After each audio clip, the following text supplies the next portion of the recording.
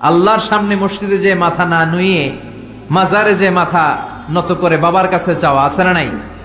দয়াল বাবা রে দয়া করো আমারে, দয়াল খাজা রে দয়া করো আমারে, আছে না নাই? বাবা খাজা কেউ দয়া করতে পারে না, দয়া করার মালিক কে? আল্লাহ। এজন্য বলতে হবে দয়াল আল্লাহ রে দয়া করো আমারে। পড়েন, দয়াল আল্লাহ রে দয়া করো আমারে। মৃত ব্যক্তির কাছে কিছু চাওয়া যায় না, এজন্য খাজা বাবার দরবারেতে কেউ ফিরে না খালি হাতে। এগুলো বলবেন কখনো? কেউ ফিরে না খালি হাতে, খাজারে তোর দরবারেতে, বলে না? এটা কি সত্যি? কত দরবার থেকে কত লোক খালি হাতে ফিরে।